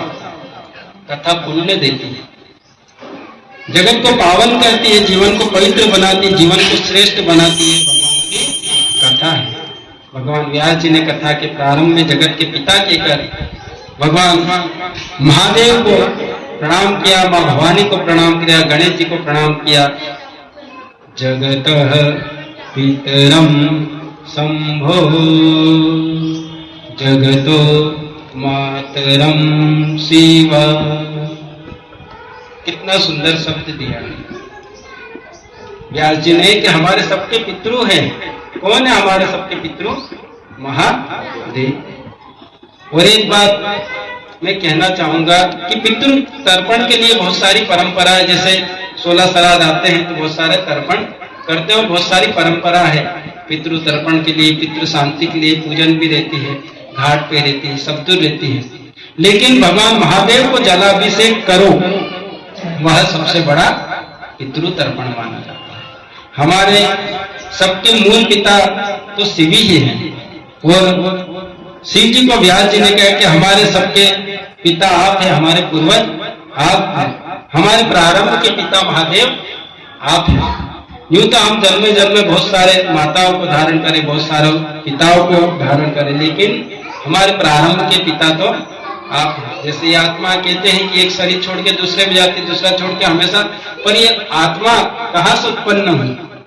शिव से ही कहते हैं, हम शिव का ही अंश है। मतलब ये आत्मा का प्रारब्ध कहाँ से हुआ? भगवान शिव से। तो हमारे पितृ कौन हुए? भगवान शिव।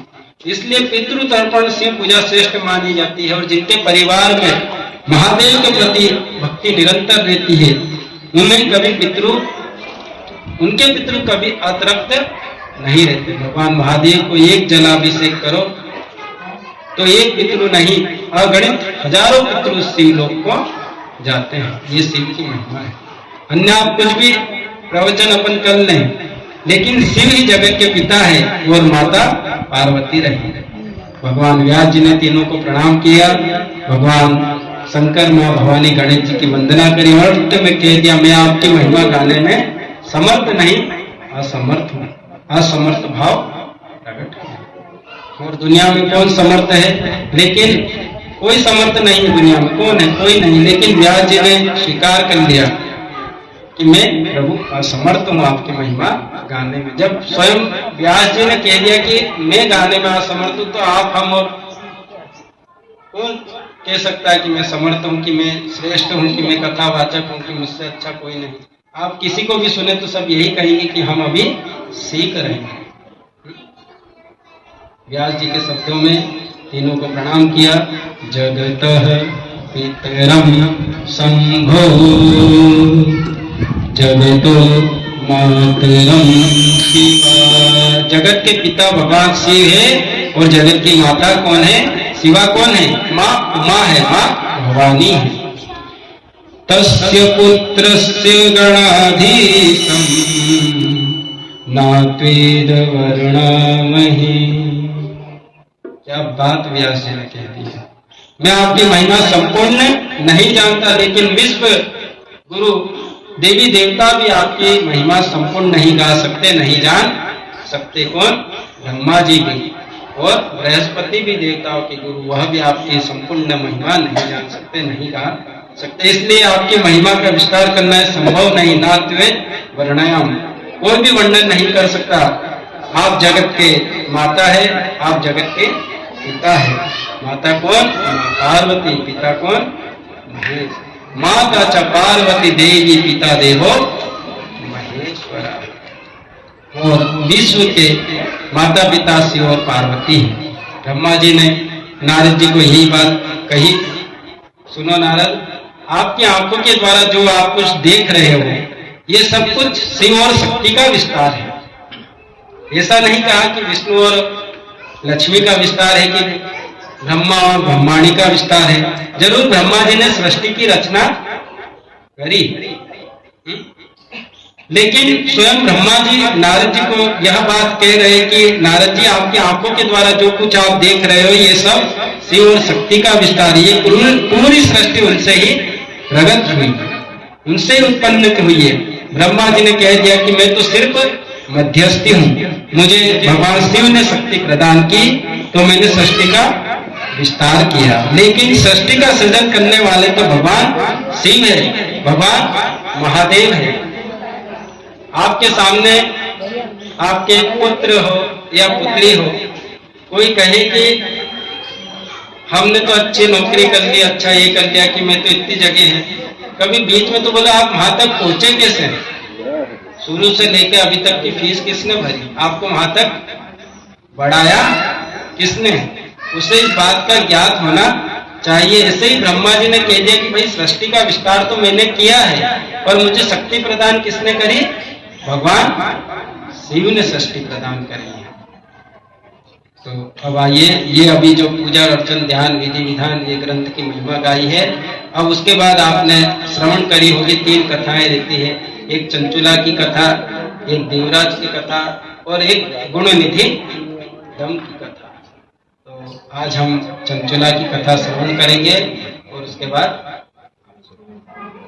बोल शंकर भगवान की जय। समुद्र किनारे भास्कर नाम का एक गांव था। सागर की सब्जी खाता था और वहां गया। सोमनाथ कौन कौन गए? कभी द्वारका नागेश्वर आप गए? तो वहां गए तो सागर की सब्जी जगह जगह रहती है। गाड़ी के कांच बंद करने पड़ते क्योंकि उसकी स्मेल। तो ऐसा एक गांव था, वहां सब सागर की सब्जी मछली खाकर अपना पूरा जीवन व्यापन करते थे। पूरा गांव पापिष्टों से वेद धर्मों से विमुख जीवन जीने वाला पूरा एक गांव था, पूरा एक नगर था। गांव में कोई धर्म निष्ठा नहीं था, सब पापिष्ट थे। पूरा गांव पापी लोगों से भरा। उस गांव में कौन थे? अंदर विदुंग और चंचुला नाम के दो पति पत्नी रहते थे। विदुर और चंचुला जन्म से तो ब्राह्मण थे। ब्राह्मण का क्या कर्तव्य होता है? कथा करना, पूजन करना, अर्चन करना, लोगों को सत्मार्ग की तरफ प्रेरित करना, लोगों का मार्गदर्शन करना, ये एक ब्राह्मण का कर्तव्य रहता है। लोगों के हृदय में परमात्मा के प्रति दीप, भक्ति का दीप प्रज्वलित करना। कोई कहे कि अब मेरा काम नहीं हो रहा, मैं मंदिर नहीं होगा, आज नहीं तो कल होगा। आप मंदिर आना ना छोड़े। जैसे गुरुदेव कहते कि मंदिर जाना ना छोड़े, मंदिर जाओ, एक लोटा जल सभी समस्या का। ये ब्राह्मण का कर्तव्य है। ब्राह्मण ही कहेगा कि नहीं आप जाओ, पूजा करो, अर्चन करो, दर्शन करो। निरंतर गाते रहो, गाते रहो, शब्दों का प्रहार करते रहो, कोई तो सुनेगा। जो अपने जीवन में अमल करेगा, उतारेगा। अब यहाँ पे आप सब बैठे हैं तो बहुत सारों का ध्यान इधर भी जाता है, किसी का ध्यान कहीं और भी जाता है, फिर पुनः वापस ध्यान कथा में आ जाता है, क्योंकि मन है। जब हम भी माला करते हैं, पूजन करते हैं, तो इधर उधर ध्यान चले जाता है, फिर वो बाद में आता है। कभी सभी गणपति जी का हवन कराते हैं, गणपति जी का मंत्र बोलते हैं, तो ध्यान इधर उधर जाता, बीच में माता जी के मंत्र बोलने लग जाता है। अच्छा ये भी आ गया, फिर ध्यान वही रखते हैं, पहले गणपति जी का। तो ऐसे ही गाते रहो, सबको धर्म की तरफ अग्रसर करते रहो। विदुंग और चंचुला ब्राह्मण थे, लेकिन दुर्गुणों से भरा उनका जीवन था। और आपने भी देखा होगा, कोई ब्राह्मण होगा, नगर में बहुत सारे रहते हैं, पर जो कभी अभी तो है अपने इसमें, पर जिनका जीवन दुर्गुणों से भरा होगा, नाम के जैसे ब्राह्मण है, बाकी कुछ गलत काम करते हैं, तो उनका वो मान सम्मान वो नहीं रहता। वो कुछ आपसे कहेगा भी कि ये कर लो, आप इससे भला होगा, तो हम नहीं करेंगे। कुछ भी मार्गदर्शन वो करेगा। और जैसा गांव था वैसे दोनों पति पत्नी थे। विदुंग भी बहुत सारे पाप कर्म करता रहा। पाप कर्म करते करते क्या हुआ? उसकी मृत्यु हो गई, नरक को प्राप्त हुआ। और बाद में विंध्याचल पहाड़ पर भूत बनकर, प्रेत बनकर रुधिरासु से रोधन करने लगा। विंध्याचल पहाड़ का इसमें वर्णन आता है। वही पाप क्या देता है? प्रेत योनि, यातना, आंसू। और अभी भी हम किसी के प्रति गलत करेंगे तो क्या होंगे? फिर बाद में हम ही दुखी होंगे, हम ही रोगाग्रस्त होंगे, हमारे काम नहीं बनेंगे। चंचुला जी के आज पति नहीं रहे। उनके मर जाने के बाद बहुत सारे पाप कर्म, दुराचार वह करने लगे। बहुत सारी बात में नहीं कह सकता, क्योंकि उसमें ऐसा बहुत कुछ लिखा है, वो तो मैं नहीं कह सकता, क्योंकि शब्द की भी एक मर्यादा रहती। सभी माताएं, बहनें, बड़े बुजुर्ग सब बैठे हैं। लेकिन चंचुला बहुत कुछ करने लगी। अपने युवानी का दुरुपयोग आपको पता है किस प्रकार करने लगी। अपने जीवन को उसने पूरा बर्बाद कर दिया। पूरी वृद्ध अवस्था आ गई, लेकिन वृद्ध अवस्था में तो धन कमाने की कोई शक्ति नहीं रहती। हम ही कह देते अभी कर लेगी ये गलत काम, फिर बाद में धन कमाने की शक्ति नहीं रहती, गायब हो गया। अब दुखी हो गई, भटकने लगी, कहाँ जाऊं, क्या करूं। ये चंचुला जी अपने बास्कल गांव को छोड़कर चलने लगी। कोई दिशा नहीं दिख रही, मन दिख रही, कहाँ जाऊं, मन में चल रहा चारों तरफ।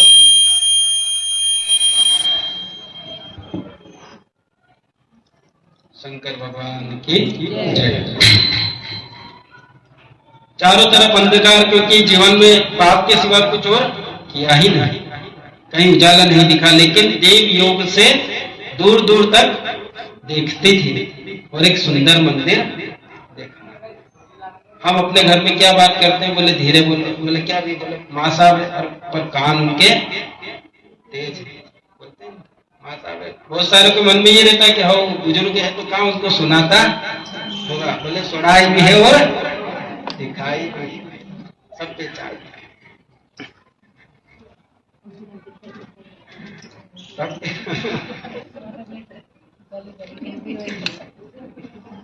ये वाला सुना मैंने, इसके लिए बोलो सुनाई भी है दिखाई भी। दूर दूर तक देखती देखा एक मंदिर दिखा, वहां गई। वहां क्या देखा, देवयज्ञ नाम का ब्राह्मण कुछ प्रवचन कर रहे थे। वहां जाकर बैठ गई, बुढ़ी थी, वृद्ध अवस्था थी, जीवन में पाप का भार था, इसलिए कथा, उस समय कथा में बैठ गई। और क्या चल रहा था, पाप और पुण्य का वर्णन हो रहा था, कर्म के सिद्धांतों का वर्णन हो रहा था। कर्म कैसे फलित होते हैं, कर्म कैसे दुख देते हैं, कर्म कैसे सुख देते हैं। भाई कर्म दोनों चीज देते हैं। कथा सुनकर चंचला जी जीवन को बदलने का एक संकल्प करने लगी कि जो अभी तक हो गया सो हो गया मेरे जीवन में, पर अब मैं मेरे जीवन को बदलूंगा। कथा पूर्ण हुई।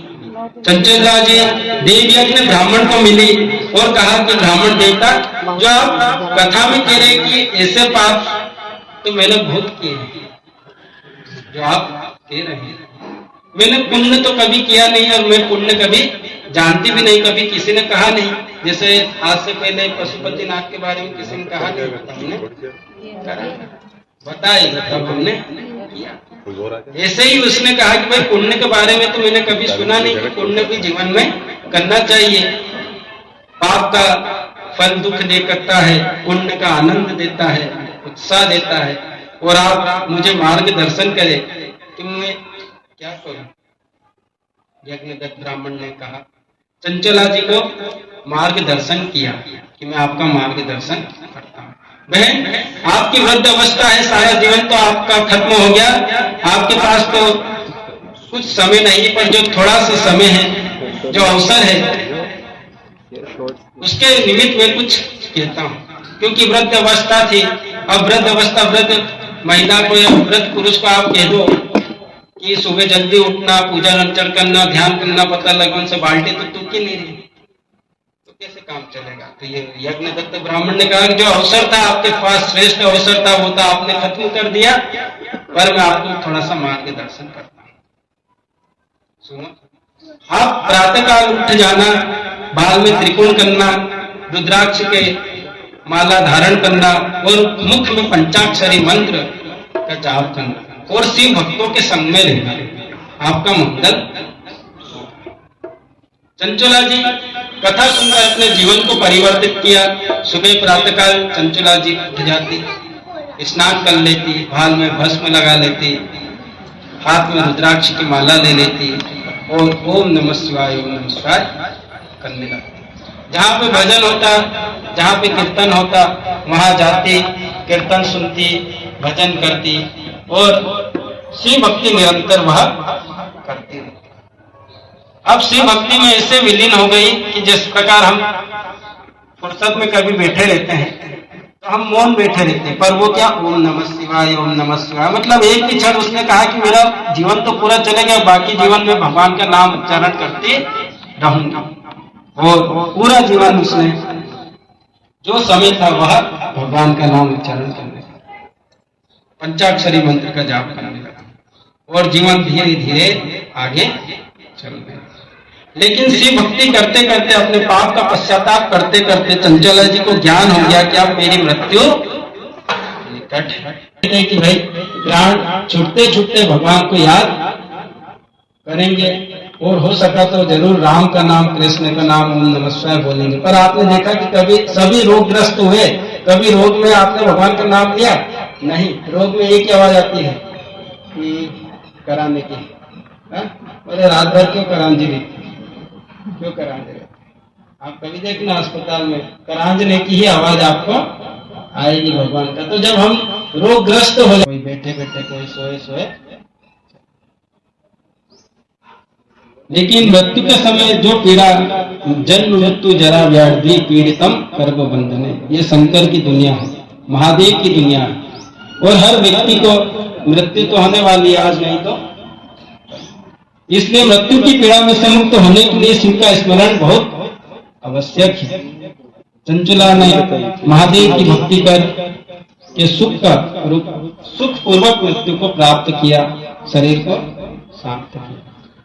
शिवलोक पहुंची, महादेव का दर्शन हुआ, माँ भवानी का दर्शन हुआ, पार्वती का दर्शन हुआ, पार्वती जी की सखी बनी, क्योंकि शिव भक्ति का फल था।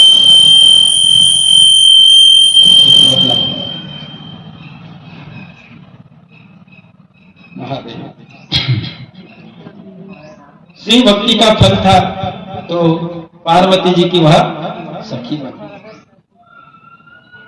भले उसने बहुत सारे पहले पाप किए, पर आज वह सभी पापों से मुक्त है। क्यों मुक्त है? क्योंकि उसने भगवान शिव की आराधना करी, उनको निरंतर याद किया।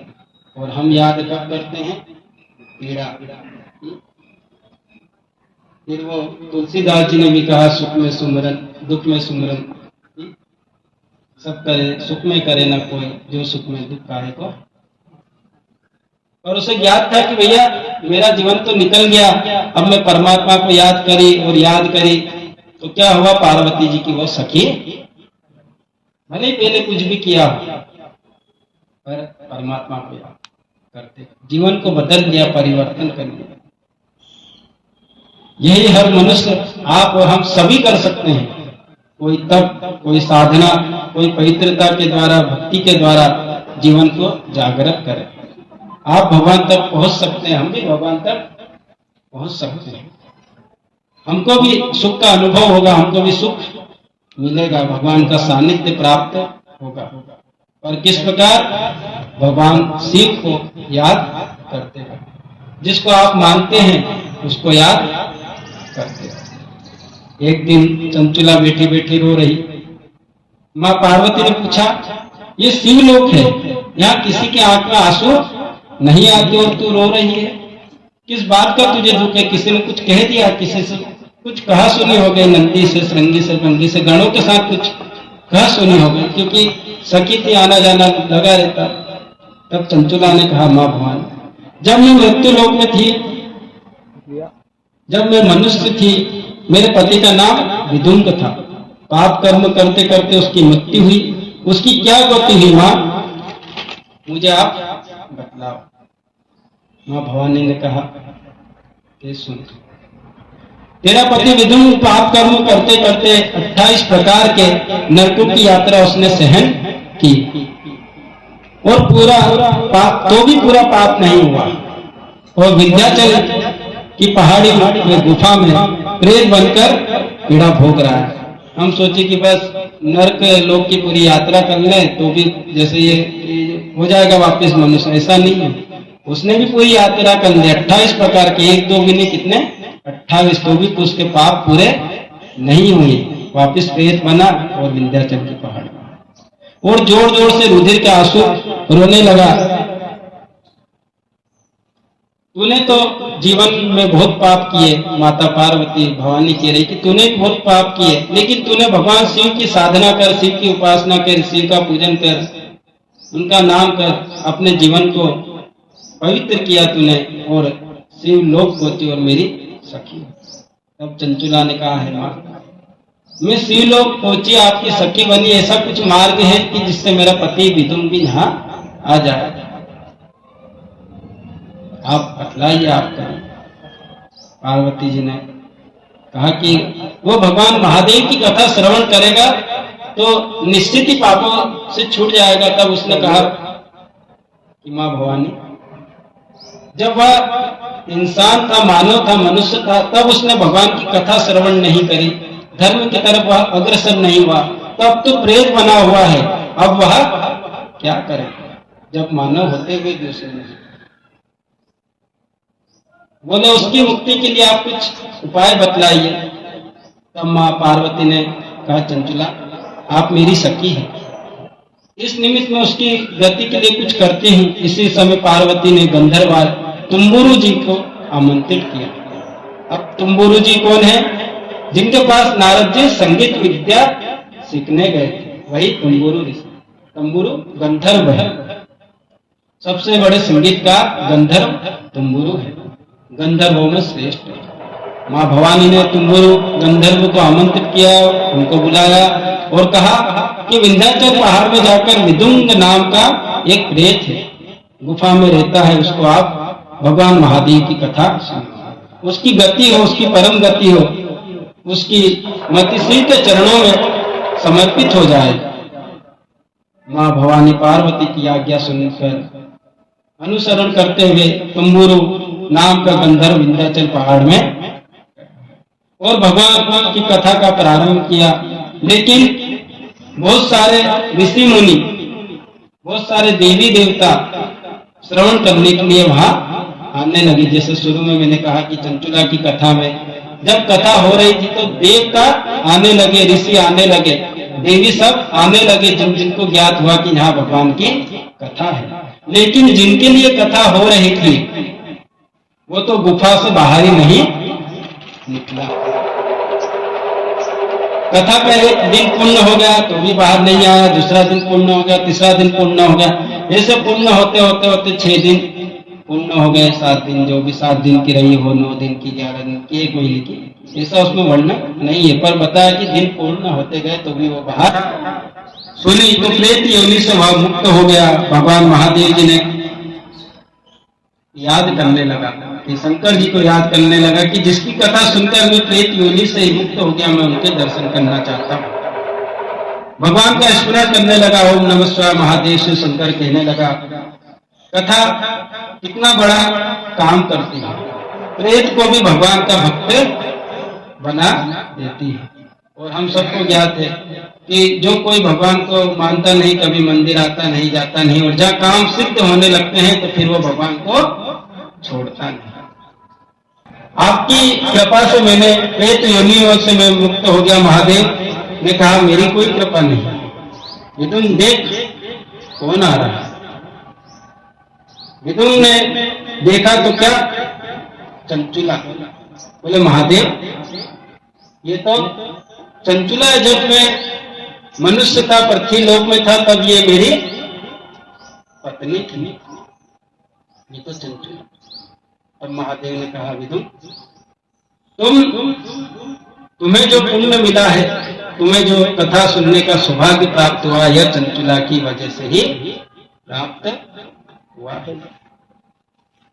विदुन और चंचुला ने भगवान महादेव को प्रणाम किया, उनका आशीर्वाद लिया और महादेव ने कहा कि आप निरंतर श्रीलोक में वास करो, आपका मंगल होगा, आपका मंगल ही नहीं परम मंगल होगा। और जो कोई भगवान महादेव की कथा का श्रवण करता है, महादेव की पूजन करता है, उसकी कामना मनोकामना भगवान महादेव पूर्ण करते हैं। यह कथा की एक महिमा रहती है, कथा श्रवण करने की भी एक महिमा बताई गई। शंकर भगवान की आपने बहुत बहुत आपका कीमती समय दिया, उसके लिए मैं आप सभी का पुनः पुनः धन्यवाद करता हूँ। और इसमें मैं आपको एक बात कहना चाहूंगा, जिस प्रकार महादेव ने कहा है विदुंग को कि चंचुला देख कौन आ रहा है, विदुंग देख कौन आ रहा है, उसने देखा कि चंचुला आ रही है। इसी प्रकार मेरे जीवन में मैं आपके समक्ष बैठा हूँ यहाँ पे, तो हमारी कॉलोनी में है जिनको आप पहचानते हैं, ये लाजो वर्मा अंकल। जब वो मंदिर में आती, बहुत उनको अच्छा ज्ञान है, सुनते रहते, बोलते बोलते वो मिलके आप कितना अच्छा बोलते हो सभी के विषय में। बोले आप भी बोल पाओगे? मैंने कि मैं नहीं बोल पाऊंगा। जहाँ जब कथा होती बोले आप भी कर पाओगे? मैंने कि मुझसे नहीं। बोले सुनते रहो। मैं जाता बोलू के हाँ डाउनलोड करता कथा, एक दिन सुनता और शाम तक कुछ याद रहता नहीं। मैंने क्या कहा कि बातें याद नहीं रहती, आपने सुना आपको याद नहीं होगा, चंचुला विदुंग याद रहा होगा ये कथा। मैंने कहा याद नहीं रहती, मैं डिलीट मार देता, अपन ने बस की बात। फिर वो पीछे पड़ती है, फिर वो बोलती है। करा कर दो, मिनट नहीं डिलीट वापस जाता, डाउनलोड करता, सुनता, डिलीट। फिर तीसरी बार बोले नहीं, एक चीज को 10 बार सुन, तब जाके कुछ थोड़ा बहुत याद होगा। तो हमारे प्रेरणा स्रोत वहाँ है बहुत पीछे। एक बार इनके लिए थोड़ी सी ताली हो जाए, क्योंकि इनकी वजह से हम यहाँ बैठे हैं। चलिए तो अपन भगवान की कथा हुई। अब आरती कर लेते 5 बजे। वो आरती में हाँ कल से फिर फोन तो वो आरती का दीपक तो अलमारी में है। हाँ दूसरा बना के रखे ना, कंप्लीट है, खुला है।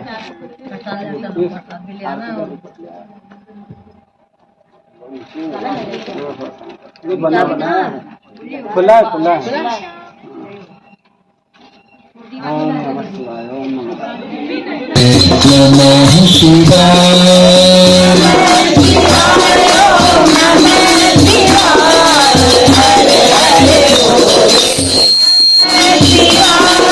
रामेश्वराय शिव रामेश्वराय, हर हर भोले नमः शिवाय।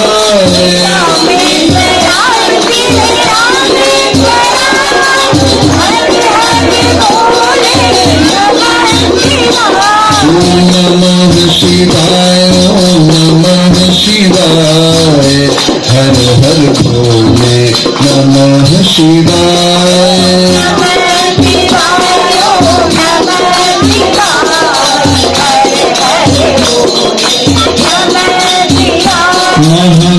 महाकालेश्वराय महाकालेश्वराय, हर हर भोले नमः शिवाय।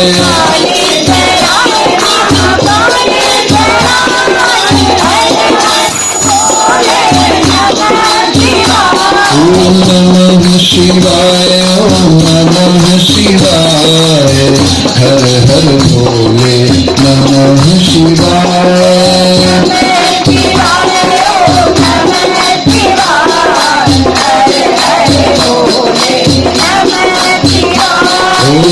ओंकारेश्वराय ओंकारेश्वराय, हर हर भोले नमः शिवाय।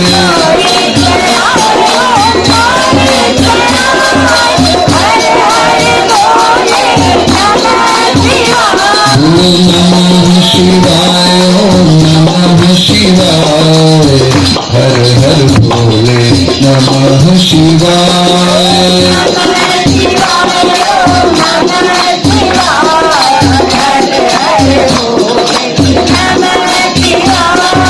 नर्मदेश्वराय शिव नर्मदेश्वराय, हर हर भोले नमः शिवाय।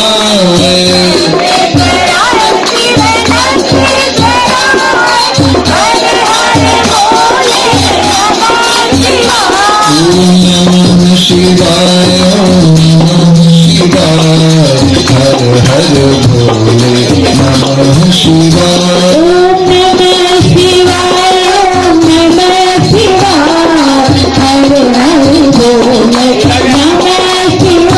ओम नमः शिवाय, ओम नमः शिवाय, हर हर भोले नमः शिवाय। ओम नमः शिवाय, ओम नमः शिवाय, हर हर भोले नमः शिवाय।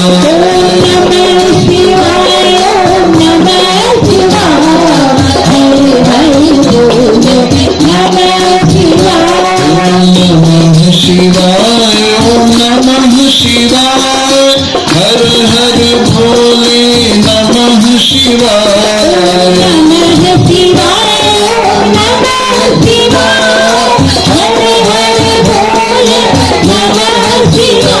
ओम नमः शिवाय, ओम नमः शिवाय, हर हर भोले नमः शिवाय। ओम नमः शिवाय, ओम नमः शिवाय, हर हर भोले नमः शिवाय। ओम नमः शिवाय, ओम नमः शिवाय, हर हर भोले नमः शिवाय। नमः शिवाय, ओम नमः शिवाय, हर हर भोले नमः नमः शिवाय।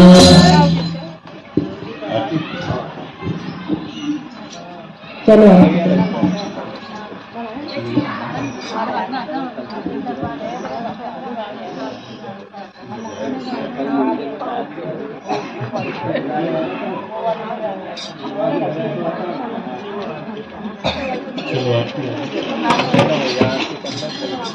लेना पड़ेगा माइक में गाएं ले लो हाथ में ले लो।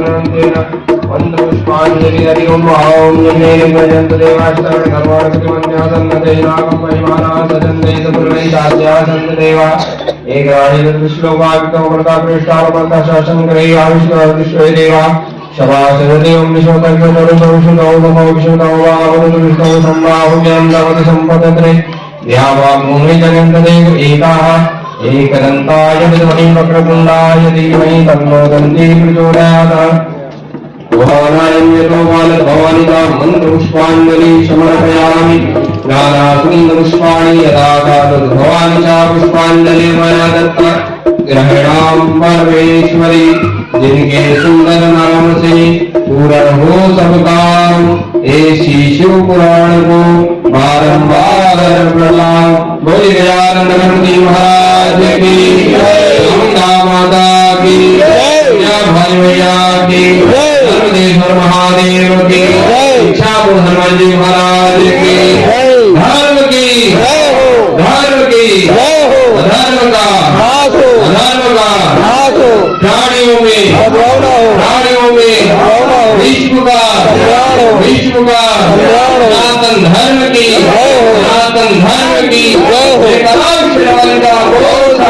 दरबार की पार्वती पते हर हर महादेव हर शिव महापुराण की जय।